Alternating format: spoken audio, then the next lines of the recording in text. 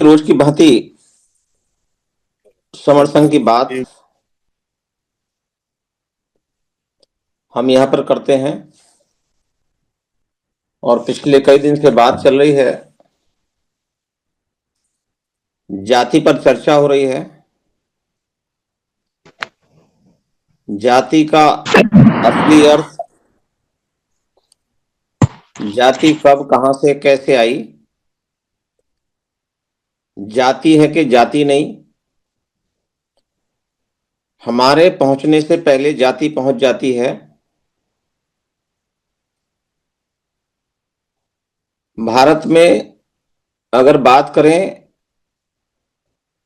तो जाति से सभी त्रस्त हैं,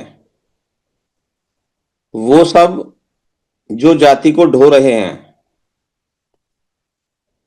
ये जाति भारत की आबादी के 85% लोगों के लिए एक अभिशाप और 15% लोगों के लिए एक वरदान। तो जिनके लिए वरदान है वो इस पर चर्चा कर सकते हैं, करते रहे हैं, क्योंकि उनके लिए वरदान है। लेकिन जिनके लिए अभिशाप है वो इस पर चर्चा क्यों करते हैं? चर्चा करते हैं तो क्यों इस पर तर्क नहीं करते? जाति के असली अर्थ को जानने के लिए क्यों हमारा कोई सामूहिक प्रयास नहीं हुआ इस देश में? और अगर हुआ है, हम सब इस जाति से त्रस्त रहे हैं, तो ये आज तक क्यों चल रही है? ये कुछ प्रश्न हैं जिनके हल हम लोग ढूंढ रहे हैं लगातार चर्चा के माध्यम से। और जब हम इस देश में नजर उठाते हैं जाति के असली अर्थ पर, तो हम देखते हैं कि जाति का असली असली अर्थ है उत्पन्न करना, पैदा करना, उत्पत्ति।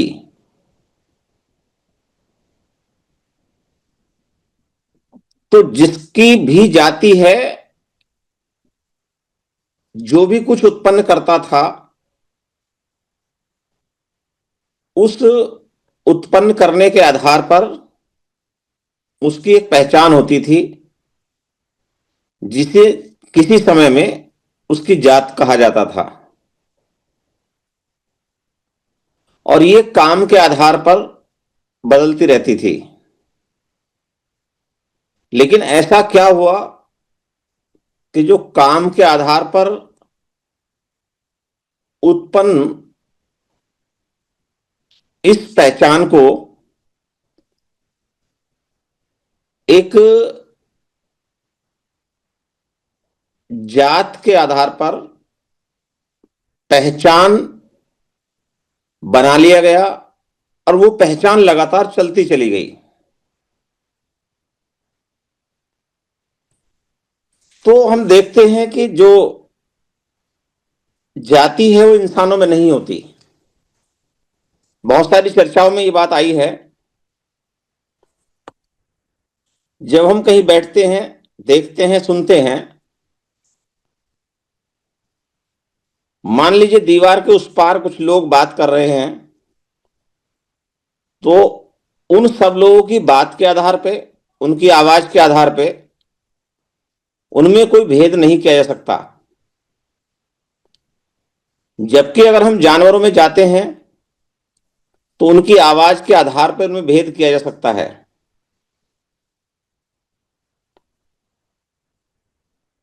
तो जिस जाति की हम बात करते हैं, जिसकी हम चर्चा करते हैं, जो आज के रूप में परिवर्तित हुई है, जिसको हम ढोते चले आ रहे हैं, उसका कोई इतिहास नहीं मिलता। लोगों ने अपने फायदे के लिए वो हमें दी, और हमने उस पहचान को अपने ऊपर ओढ़ लिया, क्योंकि इस देश में हमें अगर एक पहचान मिली है भारतीय संविधान में, वो पहचान मिली है अधिकार देने के रूप में। और जो हमारी मूल पहचान रही है वो रही है इस देश में हम जो भी कुछ उत्पन्न करते थे उस रूप में। इन दोनों पहचानों की अगर बात करें और वर्तमान परिवेश में बात करें, तो भारत के संविधान में जो पहचान, जो कैटेगरी में लोगों को रखा गया है उनको अधिकार देने के लिए, उनमें समानता स्थापित करने के लिए, लेकिन जब हम ये बात करते हैं और जब हम इसके असली अर्थ की बात करते हैं, तब हम बार बार इस बात पर चर्चा करते हैं और बार बार ये देखते हैं, सोचते हैं और हमारे आम व्यवहार में चीजें आती हैं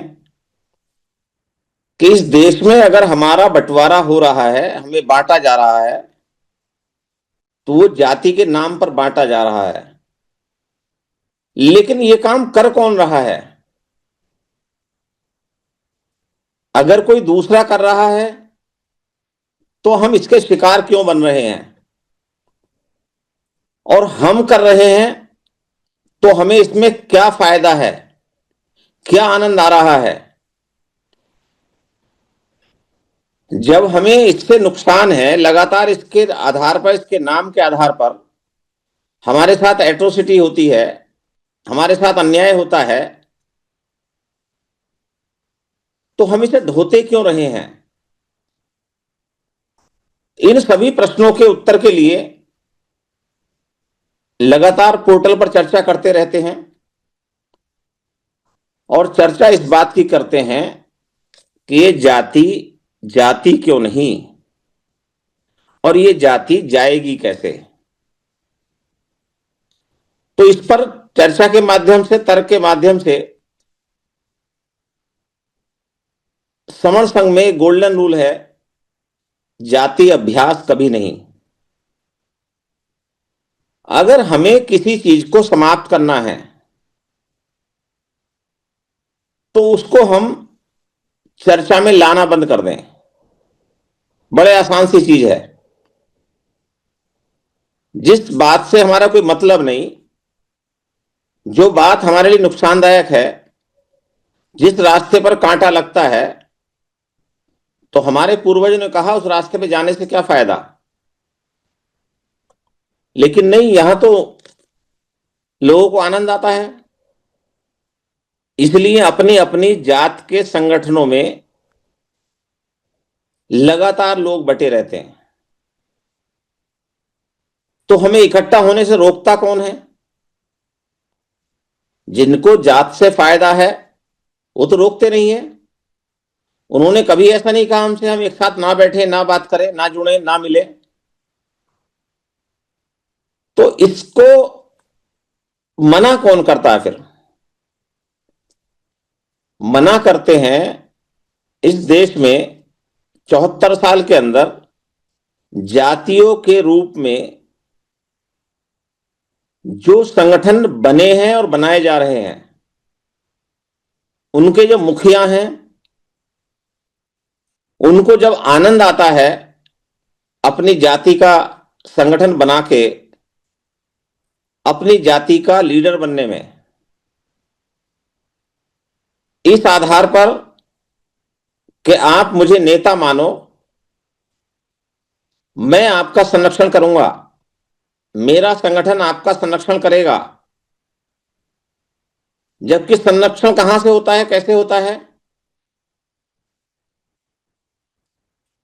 तो ये जो कुछ सवाल हैं, इसमें हमारे वो आम लोग आ जाते हैं जो किसी ना किसी रूप में अपने आप को उस जातिगत संगठन के आधार पर इकट्ठा होने की संख्या को देख करके गदगद हो जाते हैं।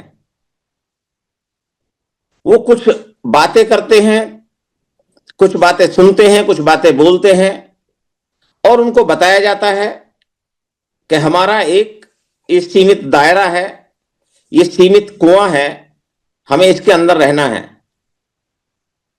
हम इससे बाहर निकलेंगे तो हमारा नुकसान होगा। जबकि इस दायरे को, इस रेस्ट्रिक्शन को बाबा साहब ने भारत के संविधान में पूरी तरह से समाप्त कर दिया था, और हमारा दायरा बढ़ा करके हमें एससी, एसटी और बैकवर्ड कैटेगरी के रूप में इकट्ठा कर दिया था। तो क्या हमारे वो लोग जो जाति के नाम पर संगठन बनाते हैं, चलाते हैं, जो जाति के नाम पर लोगों को इकट्ठा करने का प्रयास करते हैं, और उनसे उनका निजी हित क्या होता है? उनको समाज में सर्वमान्य बनने का शौक होता है। कम से कम जिस जात से वो आते हैं उस जात का नेता बनने में उनको शौक है, उनको अच्छा लगता है। उन्हें फर्क नहीं पड़ता उनका समाज कहीं जाए, उन्हें फर्क नहीं पड़ता उनके आस पड़ोसी कहीं जाएं, उन्हें फर्क नहीं पड़ता उनकी जो आने वाली पीढ़ी है वो गर्त में जाए, बस उन्हें आनंद आना चाहिए। तो जब ये देखा गया, चर्चा की गई, बात की गई, तो समझ में आया कि इसका जब जाति का इतिहास मिलता ही नहीं, ये जानकारी ही नहीं हुई कभी किसी किताब में इस जाति का वर्णन हो, इस जाति की उत्पत्ति कहीं की गई हो, इस जाति का विषय में कभी चर्चा की गई हो, कौन सी जाति कब पैदा हुई, कौन सी जाति कितनी बड़ी थी, कौन सी जाति कितनी ऊंची थी, कौन सी जाति कितनी नीची थी, कौन सी जाति कितनी लंबी थी, कौन सी जाति कितनी छोटी थी। इन सारे प्रश्नों के जवाब कहीं नहीं मिलते।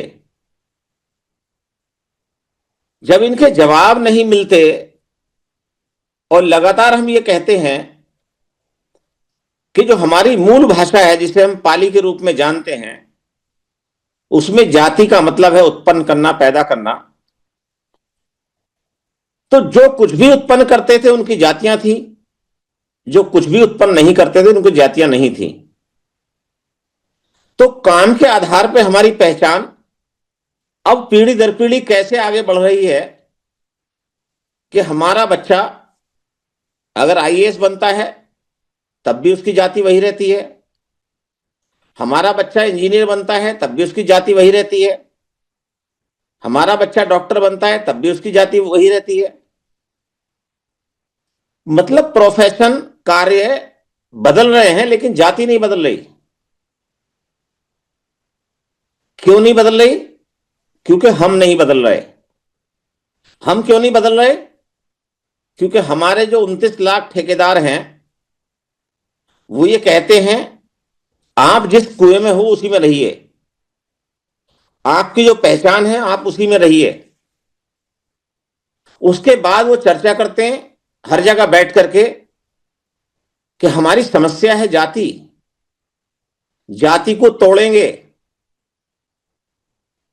और जाति को तोड़ने के नाम पर भी अब तो इस देश में भिन्न भिन्न स्थानों पर हर साल बहुत सारे कार्यक्रम लगते हैं,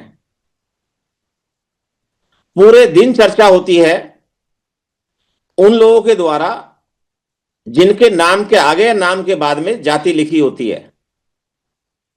उनको उनकी जातियों के नाम से बुलाया जाता है मंच पर, और मंच पर बढ़ चढ़ के हिस्सा लेते हैं, बात करते हैं और बड़े जोर जोर से चिल्लाते हैं कि जब तक हम जाति को समाप्त नहीं करेंगे तब तक हमें सफलता नहीं मिलेगी, तब तक हम पिटते रहेंगे, तब तक हम मारे जाते रहेंगे। तो क्या बनाया जाता है? जाति तोड़क मंडल, कास्ट फ्री सोसाइटी, जाति विहीन समाज, ये बड़े बड़े नारे लिख करके जब होर्डिंग्स पे और बैनर पे लगाए जाते हैं और इस पे चर्चा होती है, तब थोड़ा सा भी दिमाग रखने वाले लोग अपना माथा पीट लेते हैं और उन्हें अपने ऊपर शर्म आने लगती है कि ये हमारे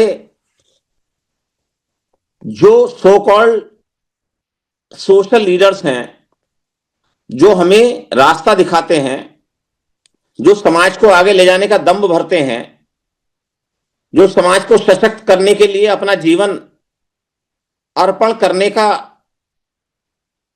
बार बार चर्चा करते हैं, बताते हैं,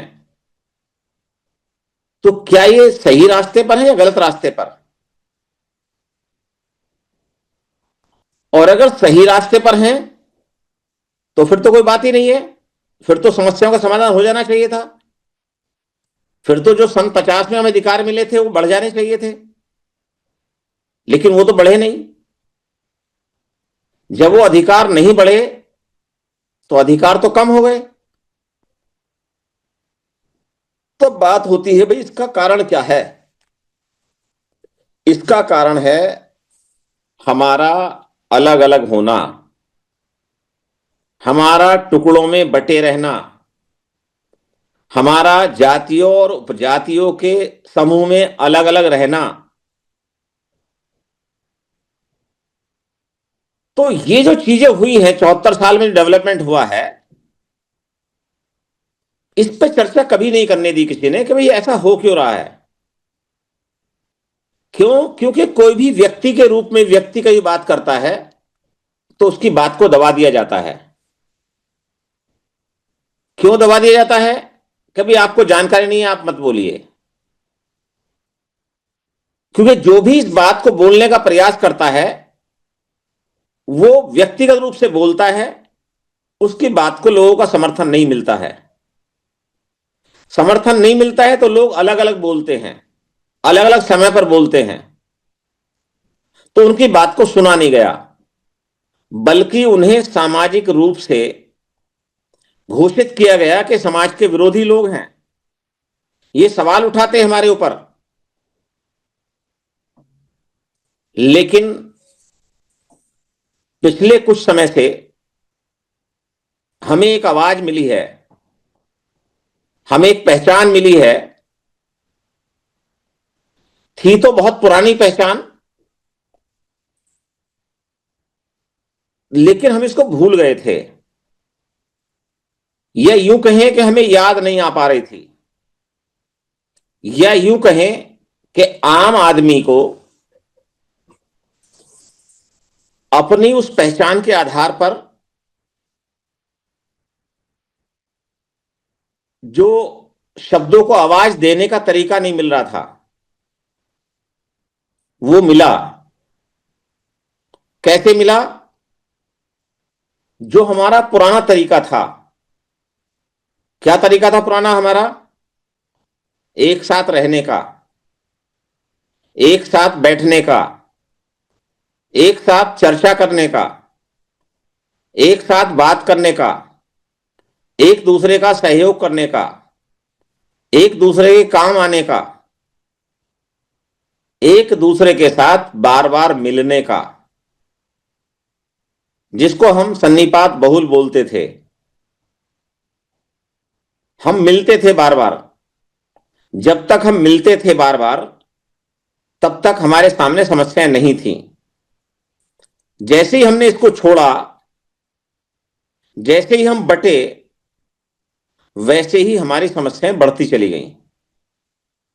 अब पुनः वो सारी चीजें झाड़ फूंक कर, उन पर चर्चा करके, जितने भी हमारे समण महासमण महापुरुषों के द्वारा जो रास्ते बताए गए थे, उनको देखा गया, चेक किया गया, बात की गई, तर्क किया गया, तब समझ में आया कि जब तक हम इकट्ठा नहीं होंगे तब तक हमारी समस्याएं दूर नहीं होंगी। जब तक हम नहीं जुड़ेंगे तब तक हमारे साथ एट्रोसिटी होती रहेंगी। जब तक हम अपने जो हमारा समण परिवार है उसको पूरी दुनिया और भारत में एक साथ इकट्ठा नहीं करेंगे, तब तक हमें और हमारे बच्चों को सुख, शांति, समृद्धि प्राप्त नहीं होगी, सुरक्षा प्राप्त नहीं होगी। तब जाकर के ये चर्चा की गई, देखा गया कि भाई इसका इलाज क्या है। क्योंकि समस्या तो समझ में आई कि हम बहुत सारे टुकड़ों में टूट गए,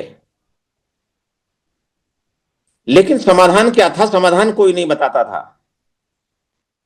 समाधान पहली बार मिला क्योंकि सब कहते थे इकट्ठा हो जाओ। बाबा साहब ने कहा बी ऑर्गेनाइज,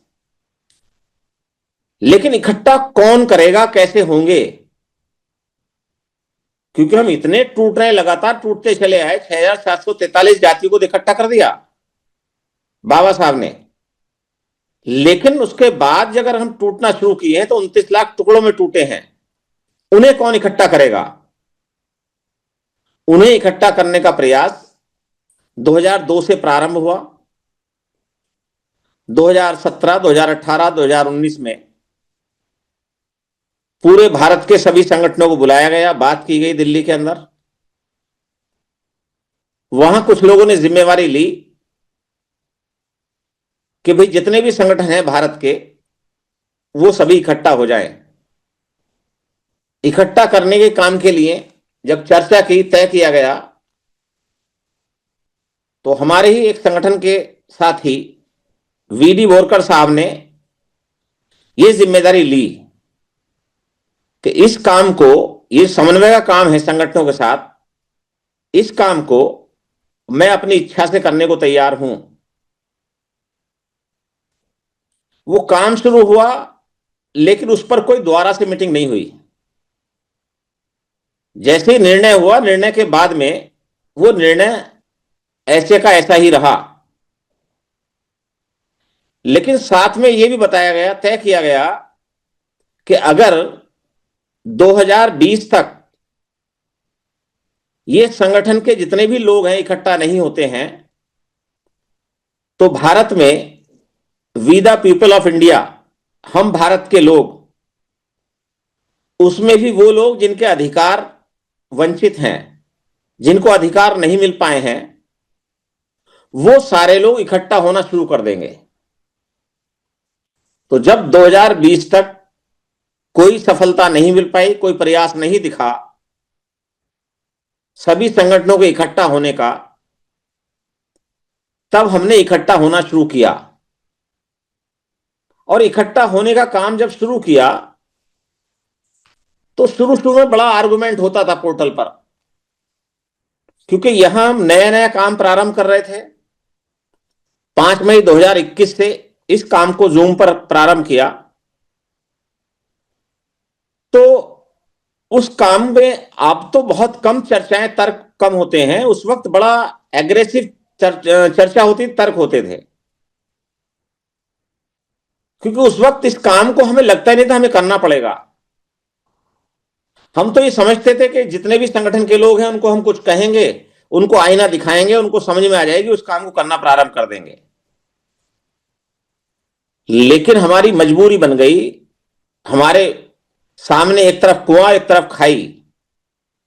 अगर इस काम को नहीं करते हैं तो हमारे बच्चों का भविष्य अंधकार में है, और इस काम को करते हैं तो 29 लाख ठेकेदार हमारे सामने खड़े हैं।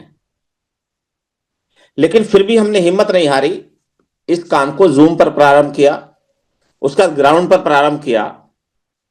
और प्रारंभ करने के साथ साथ जो गड़बड़ थी, जो कमियां थी, जो 74 साल में या पिछले 100 साल में हमारे बीच में पैदा हुई थी, पहले उनको सोचा गया, देखा गया, ढूंढा गया, बात की गई। उन कमियों के रूप में जो उनको दूर करने के उपाय मिले, वो समण संघ में 10 गोल्डन रूल के रूप में हमारे सामने है। उसका एक गोल्डन रूल है, जाति का अभ्यास कभी नहीं। तो जिस 74 साल में लोगों को रास्ता नहीं मिला, इससे कैसे हम पीछा छुड़ा सकते हैं? समण संघ में चर्चा करने के बाद एक गोल्डन रूल के रूप में हमने उस पर बात ही करना बंद कर दिया। तो बात करना बंद करने का मतलब ऐसा नहीं इस पर तर्क नहीं करते हम स्पेशल तर्क करते हैं, लोगों को बुलाते हैं, बात करते हैं, लोगों के पास जाते हैं, बात करते हैं कि अगर आप जाति से पीड़ित हैं, जाति समाप्त कैसे करेंगे। जब हम एक लाइन में बताते हैं जाति का अभ्यास बंद कर दीजिए, जिस चीज से आपका मतलब नहीं है, जिस चीज से लेना देना नहीं है, उसका वर्णन बंद कर दीजिए, वो वैसी खत्म हो जाएगी। तो ये आम बात एकदम समझ में नहीं आती है। वो कहते हैं ऐसे कैसे समझ में, ऐसे कैसे खत्म हो जाएगी। उनको बताया जाता है भाई जितने भी लोग समर संघ में काम करते हैं, जितने लोग अपने संघ में आ चुके हैं, पुनः जब से हमें संघ मिला है उसमें हम आने के बाद जैसा महसूस करते हैं, उस गोल्डन रूल को जान चुके हैं और मान चुके हैं। हम जानते नहीं जाति का मतलब क्या होता है, हम जानते नहीं जाति की जरूरत क्या है। क्योंकि हमारी एक जो गौरवशाली पहचान है वो पहले गोल्डन रूल के रूप में हमें मिल चुकी है। वो हमारी इतनी ब्रॉड पहचान है, इतनी बड़ी पहचान है, अगर उसको हम जन जन तक पहुंचाते हैं तो जो जाति नाम की चीज थी जिसको हमारे लिए अभिशाप बना दिया गया था, उसका कहीं मतलब नहीं रहता है। सिर्फ इतना मतलब रहता है कि संविधान में जो आपको अधिकार मिले हैं वो आप अपने लिए, अपने बच्चों के लिए उसको लेते रहिए, लेकिन उसको अपने घर में रखिए, अपने पास तक रखिए।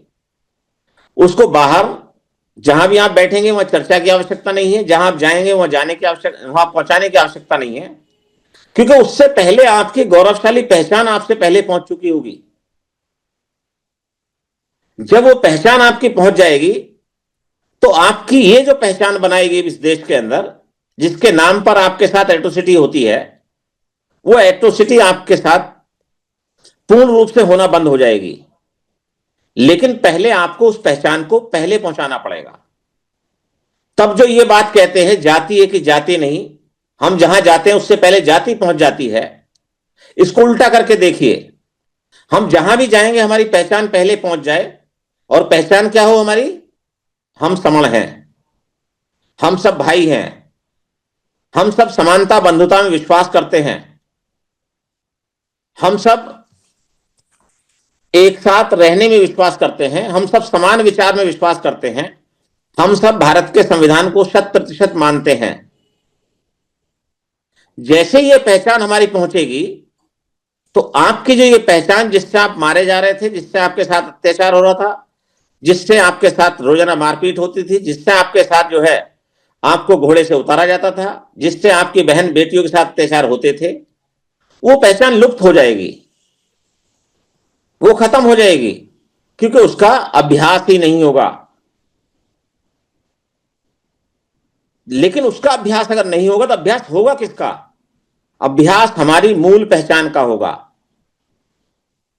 जो हमारी मूल सभ्यता थी, जिसको बाबा साहब ने भी श्रमण सभ्यता के रूप में लिखा है, तो श्रमण हमारी भाषा का शब्द नहीं था, हमारी भाषा का शब्द था समण। हम सभी समण सभ्यता के लोग थे और हैं। हमारी सभ्यता समण सभ्यता थी और है, और जहां सब समण इकट्ठा होते हैं वो समणों का संघ बन जाता था और है। और अब ये समण संघ अपना विस्तार कर चुका है, अब बहुत दूर दूर तक ये शब्द जा चुका है, अब हर एक व्यक्ति के कानों में ये जानकारी जा चुकी है, और अब हम इससे और आगे निकल गए हैं कि जो हमारी पहचान अब तक या तो मिटाई गई थी या हम भूल गए थे, वो पहचान पुनः हमें मिल गई है। और उस पहचान के रूप में हम जहां भी बैठेंगे, जहां भी जाएंगे, जहां भी बात करेंगे, उस पहचान के रूप में बात करेंगे जो हमें सशक्त करती है, जो हमें साहस देती है, हिम्मत देती है, जो हमें बोलने के लिए हमारा मस्तक, हमारा सर ऊपर होता है जिससे। तो ये कुछ बातें ऐसी हैं, समझ में तो आती हैं, लेकिन समझने के बाद हम करें क्या? हम तो समझ गए। अगर यहां 153 लोग अभी बैठे हैं, रोज मीटिंग में 150-200 लोग यहां एग्जिस्ट करते हैं, 1000 से 1200-1500 लोग आते हैं, सुनते हैं और चले जाते हैं, जब तक ये पहचान आप जन जन तक नहीं पहुंचाएंगे, जब तक जाति का असली अर्थ आप समाज के हर व्यक्ति को नहीं बताएंगे, ये जाति समाप्त कैसे होगी, जब तक ये बात आप आगे ट्रांसफर नहीं करेंगे, जब तक इससे बड़ी पहचान हमारी हर व्यक्ति तक नहीं जाएगी, तब तक काम बनने वाला नहीं है। जब तक हमारे 10 गोल्डन रूल हर उस साथी तक नहीं जाएंगे जो संघ में काम करना चाहता है, जब तक मैं समण हूं की पहचान हर उस साथी तक नहीं जाएगी जो कहीं ना कहीं पीड़ित हो रहा है या प्रताड़ित किया जा रहा है, तब तक उसके अंदर शक्ति का एहसास नहीं होगा। अब ये बात जिनको समझ में आ गई वो तो काम हो रहा है, लेकिन समझ में जिनको नहीं आई, क्योंकि एक बात हम पहले से करते चले आ रहे हैं कि जो समण संघ है ये समणों का संघ है, ये सामाजिक संघ है, इसमें हम सबको जुड़ना है, इसमें भारत के 85 से 90% लोगों को इकट्ठा होना है। और जिनको ये नियम पसंद आते हैं, जो इन नियमों को जान चुके हैं, जो बीमारियों का हल जान चुके हैं, उनको तो यहां अच्छा लगता है। लेकिन जिनको नियम पसंद नहीं है, जिनको कुछ ना कुछ चाहिए होता है, जिनकी कोई चाहत हिडन होती है, उनको इससे समस्या होती है। अब समस्या सबसे बड़ी होती किसको है? जिन्होंने अपने जीवन में अब तक अपनी एक समाज में अलग पहचान बनाई, जिन्होंने कुछ पैसा इकट्ठा किया, कुछ पदों पर रहते हुए समाज का सम्मान हासिल किया, चाहे वो सम्मान समाज ने दिया हो या ना दिया हो, या उन्होंने जबरदस्ती जाके अपना सम्मान कराया हो, उनको यहां समस्या होती है। उनको ऐसा लगता है ये कहां से आ गए ये नियम, ये बातें कहां से आ गई। जानते तो वो भी ये बातें सही हैं, लेकिन उनको मानने में समस्या आ रही है, क्योंकि उनको लगता है कि इससे उनके पूरे किए गए कार्य पर पानी फिरता है, जबकि ऐसा नहीं है। हम यहां पर कहते हैं कि भाई एक समय तक जब आप काम कर रहे थे प्रचार का, लोगों को जागरूक करने का, लोगों के अंदर जागृति फैलाने का, तब तक कुछ समय तक हम सभी कहीं ना कहीं किसी ना किसी रूप में आपका सहयोग करते थे। लेकिन कम से कम अब तो बंद करो, अब तो ये पहचान लो, अब तो जान लो कि हमारी मौत का कारण हमारे टुकड़े हैं 29 लाख। कम से कम अब तो संघ के अंदर आ जाओ, अब तो यहां चर्चा कर लो, तर्क कर लो कि क्या चीज जरूरी है हमारे लिए। अगर आपको लगता बहुत जरूरी है अपने अध्यक्ष बने रहने तो बने रहिए, लेकिन कम से कम यहां आके बैठ के ये तो चर्चा कर लो अपने परिवारों को बचाओ कैसे। यहां ये तो चर्चा कर लो कि अपने बच्चों के लिए कल को सुरक्षित रास्ते कहां से दोगे, अपने बच्चों के लिए रोजगार कहां से लाओगे, अपने बच्चों के लिए नौकरियां कहां से लाओगे, अपने बच्चों को जो जीने के साधन संसाधन है कहां से उपलब्ध कराओगे। इस पे तो तर्क कर लो पहले बैठ के। तो ये तर्क करने को तैयार नहीं, बस यही से समस्या होती है। और यहां आते क्या डायलॉग मारते हैं, अरे साहब हम तो जाते हैं कभी तो हमारे पीछे पड़ जाते हैं। अरे भाई यहां कोई पीछे नहीं पड़ता, यहां तो सब लोगों ने अपनी जिंदगी को इसलिए लगाया है इस काम में कि अब बस करो, अब समय नहीं बचा है। क्योंकि अभी अगर हमने ये काम स्टार्ट नहीं किया, प्रारंभ नहीं किया, तो बहुत बड़ी समस्या हो गई। तो इसलिए इस बात पे तर्क करने नहीं आते, लेकिन इस बात को गलत भी नहीं कहते। जब वो अकेले कमरे में बैठते हैं, आपस में भी बात करते हैं, तो उन्हें कोई ऐसा प्रश्न नहीं मिलता कि जिसको जानते ना हो और मानते ना हो, लेकिन बस उनकी जिद ने उन्हें रोक रखा है। वो जिद उन्हें रोक रही है अभी तक, लेकिन ये जिद टूट रही है और टूटेगी। क्योंकि जितने भी लोग हमारा प्रयास कर रहे हैं, जितने लोगों को बात समझ में आई है, वो रोज इस बात का प्रयास कर रहे हैं कि भाई जाति हमारे पास कोई इतिहास ही नहीं था, कहां से हमें पकड़ा दी। और हमने पकड़ ली, उस चादर को इतनी मोटी रूप से हमने ओढ़ लिया, उसको उतार के फेंक दें। लेकिन फेंकेंगे तब जब परिवार में आ जाएंगे, जब जानकारी हासिल कर लेंगे। तो वो जिद आसानी से टूट जाएगी अगर सभी प्रयास करें। किसी एक के प्रयास करने से कुछ नहीं होता, लेकिन प्रयास निरंतर जारी है। जिद कुछ टूट रही है, और इसके अभी कुछ प्रमाण आए हैं कि बहुत सारे ऐसे सक्रिय साथी जो संगठनों में काम कर रहे थे, सेवाएं दे रहे थे, उनको समझ में आ गया है, हां, हमने अपना जीवन जहां लगा रहे थे उस काम की आवश्यकता नहीं थी। अब हमें एक बड़ा काम मिल गया है, अब हमें एक ऐसा काम मिल गया है जो हमारे सभी महापुरुषों ने हमें समय समय पर बताते रहे हैं। लेकिन अब हमें उसको सामूहिक रूप से करना है। करना कैसे है कि जब तक हम इकट्ठा नहीं होंगे तब तक हम जीत नहीं सकते। और इकट्ठा होने के लिए हमें क्या चीज चाहिए? हमारे कुछ नियम चाहिए। हम ऐसे ही एक उद्दंड भीड़ के रूप में इकट्ठा नहीं हो सकते। हम ऐसे ही कहीं भी सड़क पर राह चलते इकट्ठा नहीं हो सकते। हमें अनुशासित रूप में इकट्ठा होना है। हमें अपने परिवार में इकट्ठा होना है। उस परिवार में हमारी जवाबदेही है। क्या जवाबदेही है?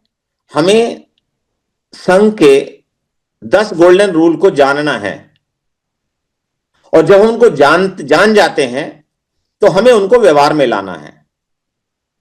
इसके अतिरिक्त हमें अपनी जो पहचान है उस पहचान को पहले तो जानना है और फिर उसको मानना है, उसके बाद फिर आगे उसको पहुंचाना है।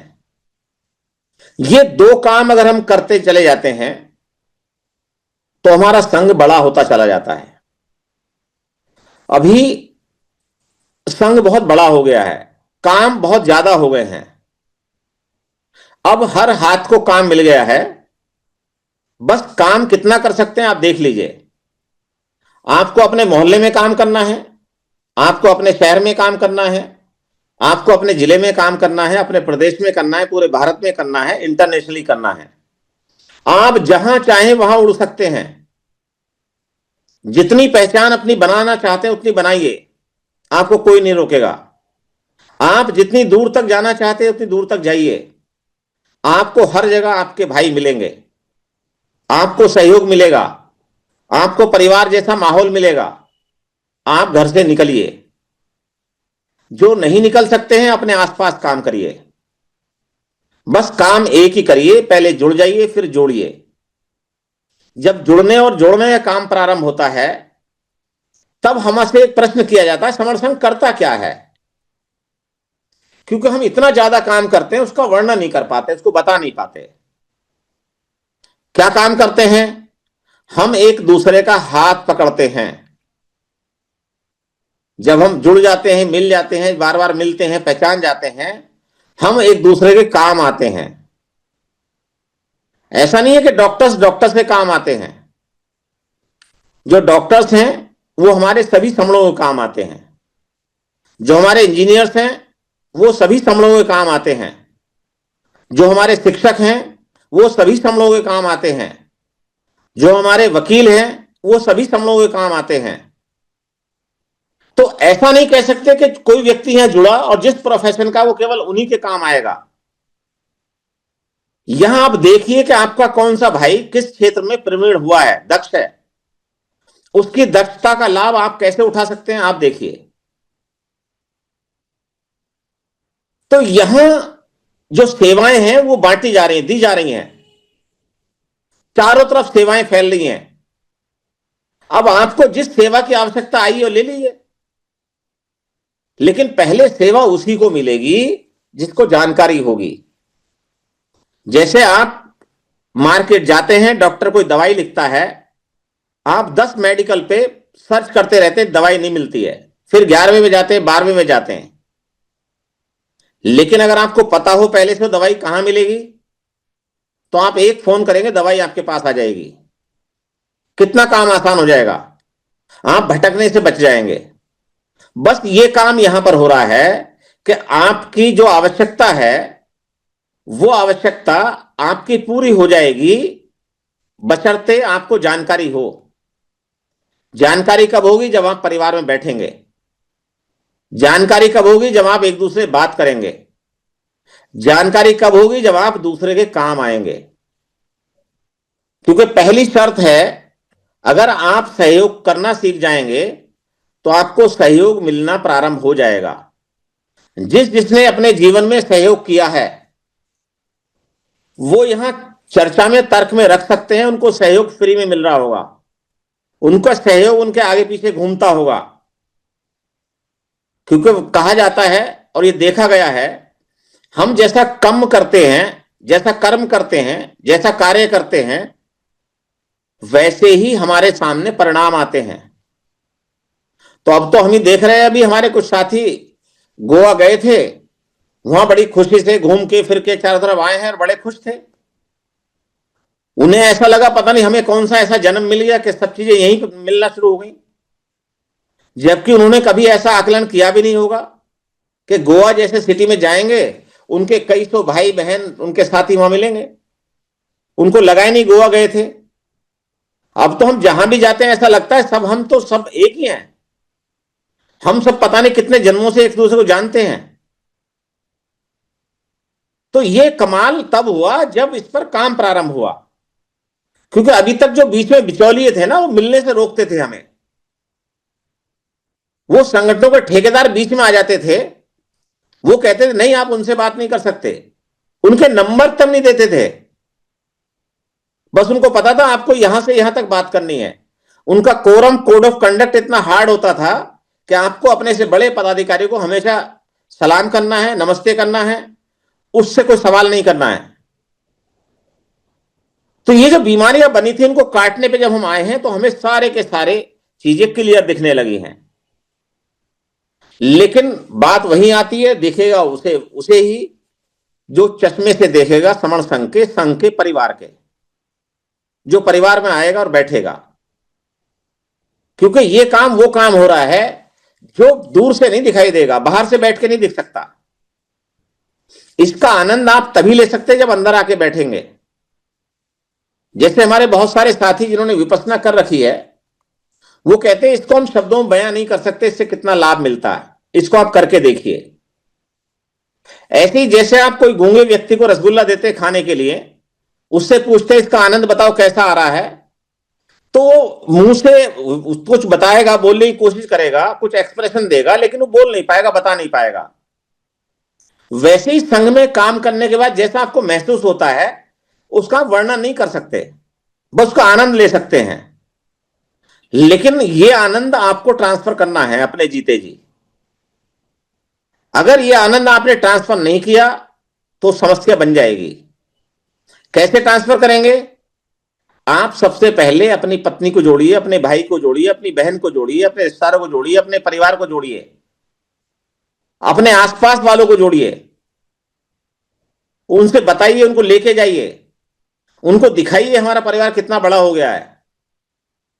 अभी 9 फरवरी को हमारे बहुत सारे लोग दिल्ली जा रहे हैं, क्योंकि हमारे जो संस्कार संस्कृति सब अपभ्रष्ट कर दी गई थी, उस पर काम प्रारंभ हुआ है, उस संस्कृति संस्कृति पर काम हो रहा है।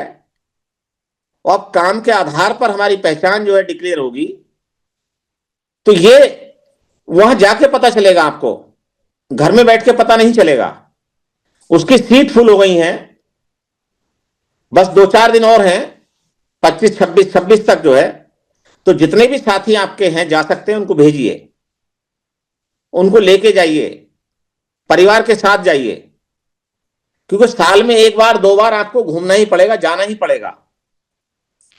जो पे बैक टू सोसाइटी हमें जबरदस्ती कराया जाता था, बताया जाता था, वो पे बैक टू सोसाइटी था कि आपको अपने आप इस काम को करना है। आप अपने जो भाई हैं उनको लेके जाना है, जो आपके रिश्तेदार हैं उनको लेके जाना है। जब आप उनको लेके जाएंगे समझ में आएगा उनको आपको क्या आनंद मिल रहा है उससे। जब उन्हें भी वो आनंद मिलेगा तो फिर आपके बगैर कहे वो भी जाएंगे, फिर वो आगे अपने रिश्तेदारों से कहेंगे। तो ये चेन बन चुकी है, ये चेन कभी टूटेगी नहीं। और ये चेन इतनी ज्यादा मजबूत बन रही है, इसको कोई तोड़ने का प्रयास भी नहीं कर सकता, क्योंकि जो इसको तोड़ने का प्रयास करेगा वो खुद टूट जाएगा, नष्ट हो जाएगा, समाप्त हो जाएगा। तो ये जिसने भी कभी कोशिश की होगी, जबकि वैसे तो गोल्डन रूल है, संघ में संघाती की वापसी कभी नहीं, इसके बहुत सारे जो नियम हैं, हार्ड नियम हैं, लेकिन फिर भी अगर कोई कोशिश करता है तो समाप्त हो जाता है, या समाप्त होके अपने घर में बैठ जाता है, उसको कोई पहचानता नहीं, जानता नहीं है। तो ये सारे प्रयास लगातार हो रहे हैं और ये नेचुरल प्रयास हो रहे हैं। तो इसलिए जब भी आप जाति पर चर्चा करें, खुलकर करें, क्योंकि हमने कहा है कि जाति अभ्यास कभी नहीं, अभ्यास नहीं करना है, लेकिन चर्चा से नहीं भागना है। तो इसलिए जब आप चर्चा करेंगे तो चर्चा से अच्छी चीज निकल के आती है, चर्चा से लोगों के प्रश्नों के उत्तर आते हैं। जब लोगों के प्रश्नों के उत्तर मिलते हैं तो वो अपने आप को काम करने के लिए तैयार करते हैं। लेकिन आप वन वे सिस्टम पे लगा लें, एक ऑडियो और कैसेट बजा लें, अपना बोलते रहें, बार बार लोग सुनते रहें, उससे कुछ नहीं होगा। आप उनसे बात करके उनको मजबूर करिए प्रश्न पूछने के लिए, आप उनको मजबूर करिए बोलने के लिए, आप उनको मजबूर करिए वो कुछ बोलें, क्योंकि उनके मन में कुछ ना कुछ ऐसी चीज हो सकती है जो बोलना चाहते हैं वो, लेकिन क्यों नहीं बोलते? क्योंकि आप ज्यादा बोलते हैं, इसलिए वो नहीं बोलते। तो आप तब बोले जहां जरूरी हो, और सामने वाले ज्यादा बुलवाएं जो अभी तक ना इस पहचान जान पाए हैं, ना अपने संघ को जान पाए हैं, उनको आप जोड़ना चाहते हैं। तो पहले आप उनके मन की बात को सुनिए, फोन के माध्यम से सुनिए, उनके घर जाके सुनिए, उन्हें बुला के सुनिए। जैसे ही आप सुनते पहले उन्हें सुनिए, जब आपको वो सुनाने लायक हो जाए तब आप उनको अपनी ये पहचान बताइए, तब इसका आनंद बताइए, तब इसके लाभ बताइए, क्योंकि लाभ इतने हैं कि आप बता नहीं पाएंगे। लेकिन हमें आदत बन गई है डीबीटी की, डायरेक्ट बेनिफिट की, लाइनों में लगने की। वो लाभ हमें नहीं चाहिए, उस लाभ से हम मारे जा रहे हैं। हमें लाभ चाहिए परमानेंट, हमें लाभ चाहिए प्राकृतिक, हमें लाभ चाहिए पीढ़ी दर पीढ़ी हमारे साथ जो घटनाएं घटती रही हैं वो बिल्कुल समाप्त हो जाएं। हमें लाभ चाहिए ये चीजें हो ही नहीं, हमें लाभ चाहिए कि हमारे बच्चों को भी जीने का हक मिले, उनको भी पूरी सुरक्षा मिले, उनको भी अपने जीवन में हर वो चीज मिले जिसके लिए उनका जन्म हुआ है। और इस बात की गारंटी है कि अगर हम इस काम को ईमानदारी से कर लेते हैं अगले 2 4 5 साल, तो ये जो बीमा है, जो इंश्योरेंस है, ये प्राकृतिक इंश्योरेंस है। ये था कभी, जब था तो हम बहुत खुश थे, लेकिन पुनः ये जो बीमा इंश्योरेंस है हम सबका संघ के अंदर आके हो जाता है। जैसे ही आप इससे जुड़ते हैं वैसे ही आपको एक इंश्योरेंस मिलता है, एक सिक्योरिटी मिलती है। क्या सिक्योरिटी? कि आप इसके एक सदस्य बन जाते हैं, आप जिम्मेवार सदस्य बनते हैं। उसे क्या कहते हैं? हम स्पोक कहते हैं। स्पोक कोई पद नहीं है, स्पोक कोई पहचान नहीं है, स्पोक है एक जिम्मेवारी जो आप स्वयं आगे बढ़ के लेते हैं, स्वयं आगे बढ़ के कहते हैं कि मुझे ये सारे नियम समझ में आ गए, मुझे मेरी पहचान मिल चुकी है, अब मुझे ये काम बाकी लोगों को जोड़ना है, खुद करना है। तो ये काम जैसे जैसे आप करेंगे वैसे वैसे आपको समझ में आता रहेगा। क्या करना है? जैसे ही आप जुड़े, आपको अगले दिन से अपनी डायरी खोलनी है, उस डायरी में अपने नियर एंड डियर के नाम लिखने हैं, उनके मोबाइल नंबर लिखने हैं। वैसे तो आपके कॉन्टैक्ट नंबर में फीड होते हैं, बस उनसे बात करना है। आप कुछ मत बताइए, ना समर संघ बताइए उनको, ना कुछ और बताइए, सिर्फ उनका हालचाल जानिए, उनका दुख दर्द जानिए, उनसे हाय हेलो करिए, उनसे मिलने का समय मांगिए, उनके पास अनायास ही जाइए। जब आप ऐसा करेंगे तब आप उनसे ये कह पाएंगे कि मैं अपनी पूरी सुरक्षा के साथ अपने परिवार में, अपने संघ में वापस आ चुका हूं और मैंने अपना काम शुरू कर दिया है। तब उनको भी समझ में आएगा, वो भी आपसे तर्क करेंगे और फिर वो जुड़ेंगे। लेकिन अगर आपने उनको हड़काना शुरू कर दिया, जैसे अब तक 74 साल में लोग समझा रहे हैं जाके, भाई पे बैक टू सोसाइटी आपको करना था, आपको अधिकार मिले, आपको नौकरी मिले, आपको संसाधन मिले, पैसा दीजिए, तो ये नहीं चलेगा। इंस्पेक्टर राज नहीं चल सकता, क्योंकि वो इंस्पेक्टर राज जब तक चला चल गया। लेकिन संघ में ऐसा नहीं हो सकता। संघ में हम सब भाई हैं, हम सब बराबर हैं, हम सब एक दूसरे के सहयोगी हैं।